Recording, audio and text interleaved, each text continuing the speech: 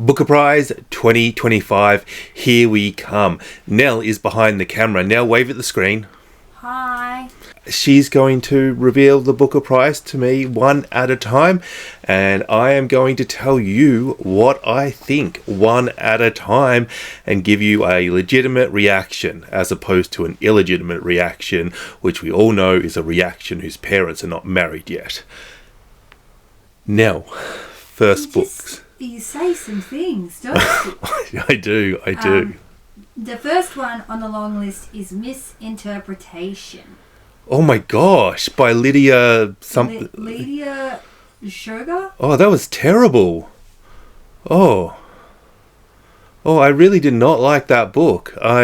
In fact, I remember we did a video about this yesterday where with a wheel, and the wheel picked it, and I ridiculed the wheel for picking that because it was so bad. Or maybe the wheel was in bed with the judges. Yeah. Do you want to know the next one now? I'm hoping for something nicer. The Sea Scraper by Benjamin Wood. I have not read that, but it was definitely on my very long list of books to try and read in an unreasonably short amount of time before the Booker Prize announced its long list. Excited to read it. Don't really have much more to say about that. Not a big surprise, that one. Flesh. By David Sasley. Oh, this is not looking good. That is just not a good enough book to make the Booker long list, in my opinion.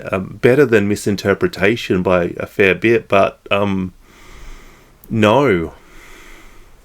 Endling by Maria Riva. Yeah. I literally finished that book yesterday. It is the Gunpowder Fictional Plot Patreon book club book for July. About the snails. It's the book about the snails. Yeah, that's it. Ukrainian civil war, not civil war, Russian invasion, the last snail, marriage industry, all of that sort of stuff coming together in a weird book. Delighted this one made it. Yeah. We're onto the judges with good tastes. I can feel it. It's all changing direction now. What's next now? The Land in Winter by Andrew Miller. Oh, this is a historical fiction. I think it did very well at the Walter Scott, about a really, really cold winter and a family trying to struggle. I think it's like in the 1960s in Cornwall. 1932. Wow, it's almost the 60s. If the Doctor landed in the 60s when he was looking for the 30s, you would say that was actually quite good of him. Maybe. It sounds like a bit of a brutal novel, but not one that... 1962, I'm sorry. I was right! Yeah, okay. I haven't read that one, so no real reaction to it, but excited to read it. The Rest of Our Lives by Ben Markovitz.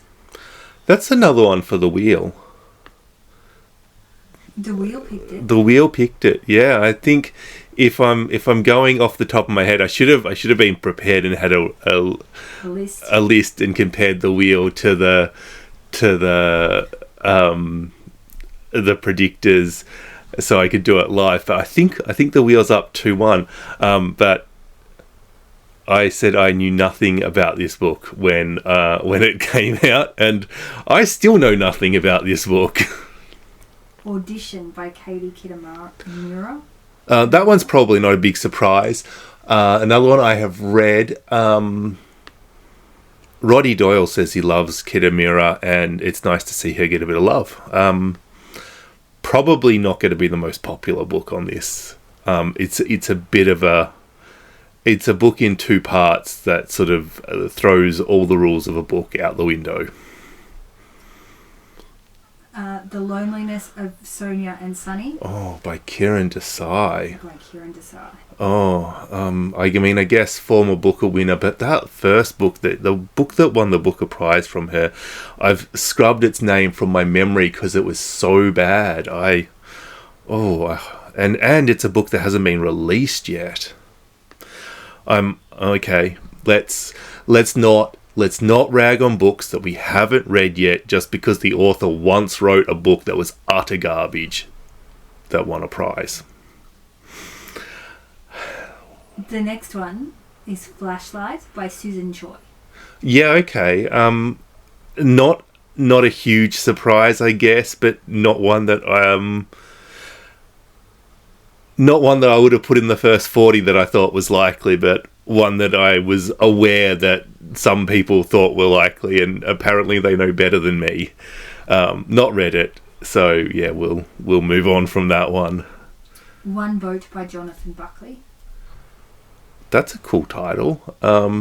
It's a blue cover. It's Fitzcarraldo. Yeah. Oh, of course, that's why. That's the first time Fitzcarraldo's made the Booker and not the Booker International. So, because they're quite into their translated, so they're branching out. I think I object to Fitzcarraldo because I do not like that sort of cover. It doesn't tell you anything. Oh, it's placing the publisher over the book, in my opinion, and that irks me. But so I automatically dislike anything from Fitzcarraldo because of that sort of. It feels very arrogant of me. That's what I don't like about it. But they do have a very good reputation, and they have produced a number of very good books. So look forward to that one. What have we got next? You're looking at me. Universality by Natasha Brown. Yeah. I said beforehand that I thought that this was an atrocious book by Natasha Brown, and that she produced one that was well and truly worthy of not just making a book along list, but winning it in assembly. And then she follows it up with this, and it's getting the recognition. Are we doing alphabetical in reverse, are we? By the author last name? I don't know. I don't know. What have we got? How many have we got to go? A couple. Yep, what's next? The South by Tash Orr. Okay, this is like the first in like an epic series of books. There's like 4 books in this series. And I have been avoiding it because I don't believe in series. They don't exist. They don't exist. It's just money milking. I don't like series, but I do understand that there is actual points for them some of the time. I'm sort of generalizing to the point of being wrong, but I'm still right 90% of the time with that generalization. But I have heard wonderful things about this, and I'm happy that I can put aside my prejudice about series to give this book a shot. Last one. Love Forms by Claire Adam, which has a lovely cover. This was one, again,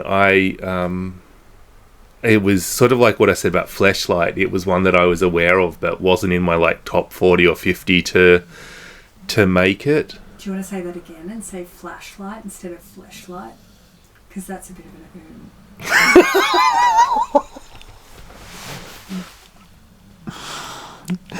an I blame David Sasley's novel Flesh. Yes. Sure.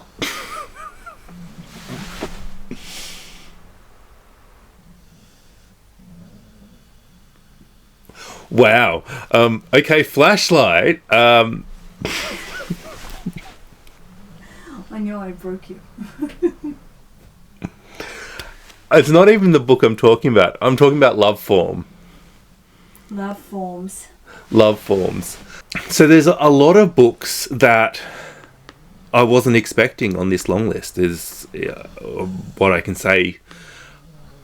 Cowill Brown missed out. We Pretty Pieces of Flesh. Nesting missed out.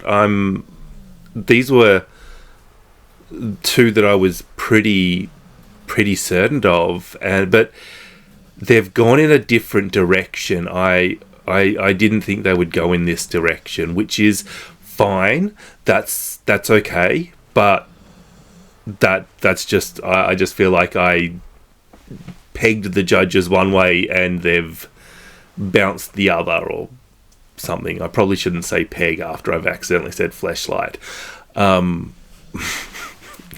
This is why I should script my videos, because I'm just a filthy individual. Overall, this is a long list that is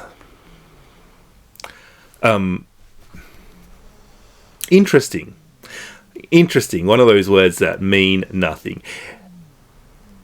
I mean, I sort of expected to have read more, and I've read, I think, I've read Auditions, Endlings, and... Did you like any of the ones that you've read? Any of them? Because... I liked Endlings, I liked Auditions, but not as much as Endling, and I hated Universality. So... Okay. Do you know what's good about this long list? Every now and then, and this happens a lot, because I usually will have read about half a long list, and often it's the half of the long list that I like, so I'm ending up reading a whole bunch of 1 and 2 star books and going, why do I follow book prizes? I got 10 books. I am sure that I'm going to hate one and like one, and I don't know what the other 8 are going to be. So I guess we're going to find out whether they're good or not. As usual, I will be reading all 13 books and doing a review and telling you what is best. That is on the assumption that the books that have yet to be published can, do something about that, get that book to me somehow. And that is a not so subtle hint at publishers who have never contacted me ever. I have never received a free book doing this. So, yeah, you suck, publishers. I'll just alienate people. Already, I'm feeling much better about this than the Woman's Prize long list this year. That's what I'm going to say. And on that really babbly note, I'm going to sign off, and I will come back when I have some actual thoughts on these books and an informed opinion, and let you know what's good, what's bad, and what's just plain weird. And I can tell you, Endlings is definitely in the plain weird category. Might also be in the good category. Bye-bye.